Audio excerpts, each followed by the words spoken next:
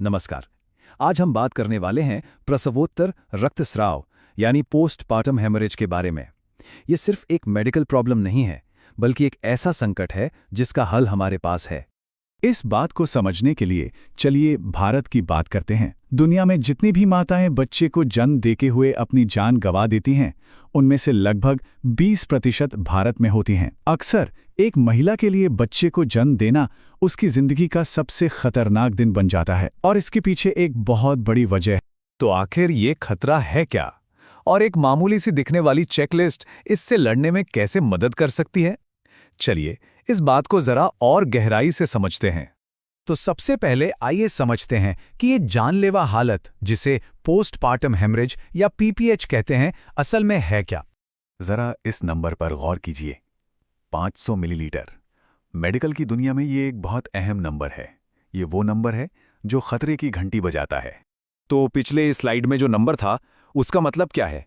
मतलब डॉक्टरों की भाषा में अगर नॉर्मल डिलीवरी के बाद 500 मिलीलीटर या सिजेरियन में 1000 मिलीलीटर से ज्यादा खून बह जाए तो उसे पीपीएच यानी प्रसवोत्तर रक्तस्राव माना जाता है।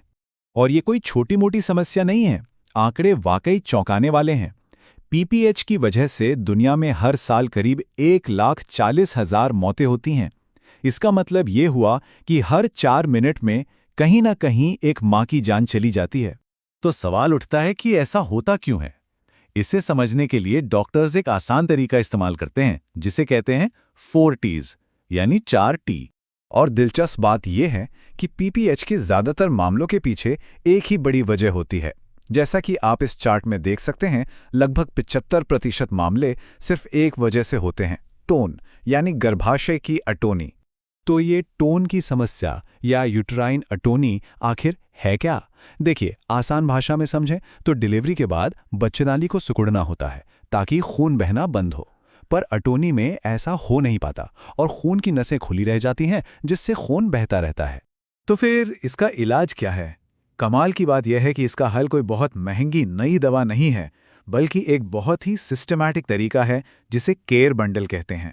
इसे ऐसे समझिए जैसे कोई पायलट प्लेन उड़ाने से पहले अपनी चेकलिस्ट देखता है। वो हर एक जरूरी चीज को चेक करता है ताकि कोई गलती ना हो। बस ये बंडल भी डॉक्टरों के लिए एक ऐसी ही चेकलिस्ट है ताकि उस नाजुक घड़ी में कोई भी जान बचाने वाला कदम छूट ना जाए। अब जरा पुराने और नए तरीके का फर्क देखिए।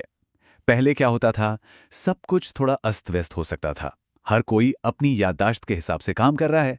लेकिन बंडल अप्रोच में सब कुछ सिस्टम से होता है, पूरी टीम मिलकर काम करती है और एक तय चेकलिस्ट को फॉलो किया जाता है। तो उस बंडल में आखिर होता क्या है? विश्व स्वास्थ्य संगठन के मुताबिक इसमें 4 अहम कदम होते हैं। पहला, ऑक्सीटोसिन जैसी दवाएं देना जो बच्चेदानी को सिकोड़े। दूसरा, गर्भाशय की मालिश करना। तीसरा, नसों के जरिए जरूरी तरल पदार्थ देना। और चौथा, ट्रिनेक्सेमिक एसिड नाम की दवा देना जो खून के थक्के बनाने में मदद करती है। अब थ्योरी तो ठीक है, पर असल में ये तरीका कितना काम करता है?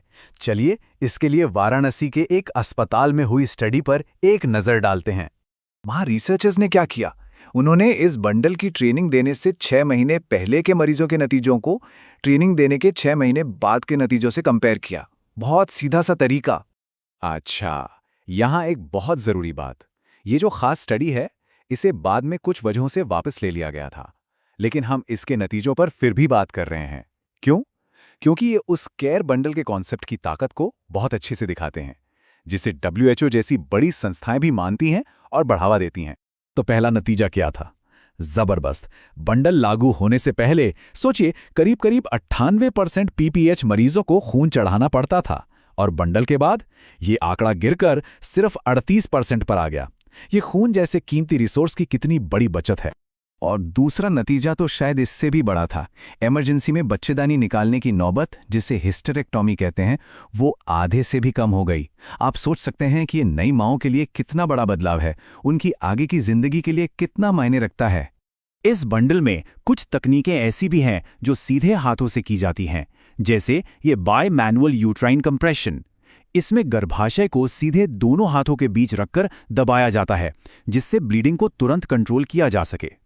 तो इन सब आंकड़ों और तकनीकों का असली मतलब क्या है? चलिए अब जरा बड़ी पिक्चर देखते हैं। देखिए, सबसे अहम बात तो यह है कि एक सिस्टमैटिक तरीका जानें बचा सकता है।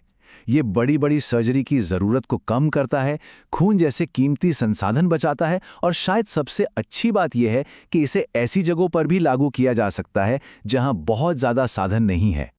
और यहीं पर आकर हम एक बहुत बड़े सवाल पे रुकते हैं। अगर एक इतना सिंपल सिस्टम एक माँ की जान बचा सकता है, तो फिर क्या वजह है कि ये हर जगह, हर अस्पताल में इस्तेमाल नहीं हो रहा है? ये एक ऐसा सवाल है जिस पे हम सबको सोचने की ज़रूरत है।